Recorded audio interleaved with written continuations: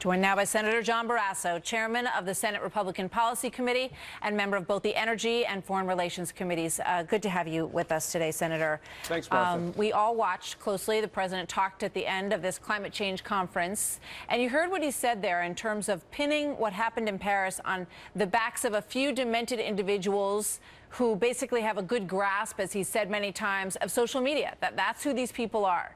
Do you agree? I don't agree with the president, Martha. I just got back from northern Afghanistan, where I was visiting the Wyoming Army National Guard for Thanksgiving.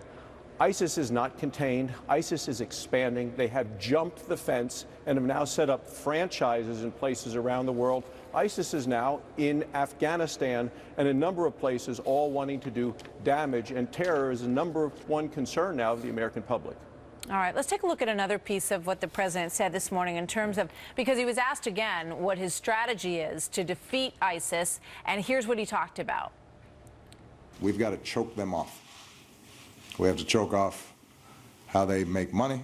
We got to choke off their ability to bring in new fighters, because, you know, we've taken tens of thousands of their fighters off the battlefield, but if new ones are still coming in, then they continue to maintain a stranglehold. So again, there's sort of a separation between what happened in Paris, which was he referred to as a few demented individuals, and then you've got what he obviously sees as a threat from ISIS, and you probably agree in that sense with the ways that he wants to get at them by attacking their source of income and choking them off in terms of recruitment.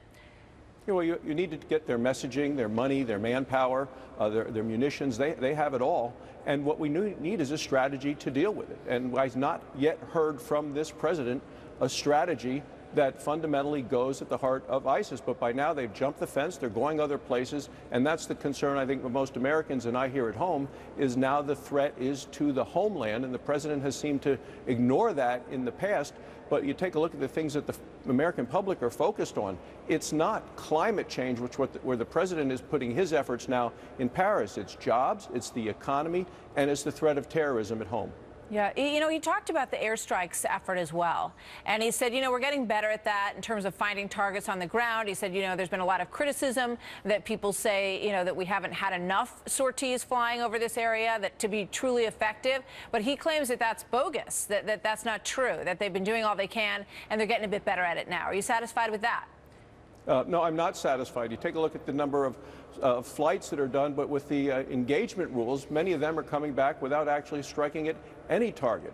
I mean, the president has been slow with regard to Syria, and I think wrong with his desire and decision to take troops out of Iraq, which has set up this fundamental area where ISIS is headquartered, and why we have all of these refugees leaving Syria. I mean, the 4 million refugees, so much of that has to do with the president saying Assad must go years ago and then doing nothing about it. That's the fundamental problem. There's not a safe place within Syria where people can go and feel that they have safety and security and the world can come to their aid. Instead, they're fleeing the country, causing this huge tragedy of humanity. At the same time, it's an opportunity for ISIS to exploit this tragedy to try to get their terrorists to Europe and to the United States. You know, he spoke also, Senator, about American leadership and said that he believes that the leadership that he's showing in climate change is really, you know, sort of the best demonstration of that. He said we're not showing ourselves as great leaders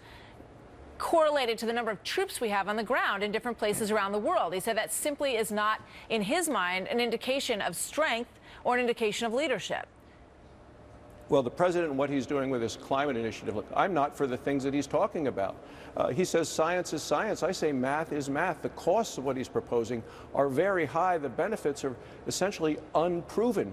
He wants U.S. dollars to be the linchpin of this conference that he's attending in Paris. He wants the money to go to other countries. He's putting limits on the United States in ways way beyond what he's asking of either China or India.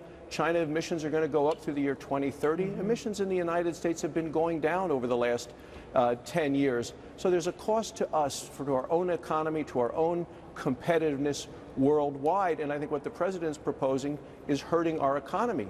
Additionally, he wants money from Congress. He proposed it in his budget. His budget was defeated 98-1.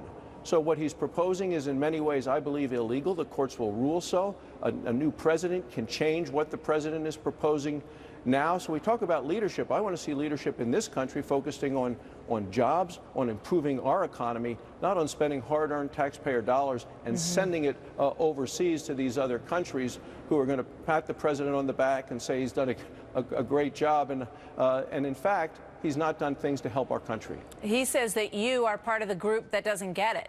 He said everywhere he travels in Europe, the leaders of the governments there, including the opposition, he said both sides of the fence in Europe understand the threat of climate change. And he says, you know, back at home, there's a group of people, and I guarantee that you're in that group, who he says just simply don't get what the rest of the world seems to understand. I don't question the science. I question the solutions the president is offering, which harm the American economy, harm our jobs, raise our energy costs, make it harder for Americans to be competitive worldwide. The American people, I know what I'm not going to support. I'm not going to support sending hard-earned taxpayer dollars overseas to people who are, who are focused on some things that the American public isn't focused on. We shouldn't be putting this kind of money, to these kind of programs, not when we ought to be focusing on what this country needs. And the president, I think, is not thinking in terms of what's best for our economy and the people at home. He may travel overseas. I travel to Wyoming every weekend. Listen to the folks in my home state, and their concerns are very different than the concerns the president has expressed.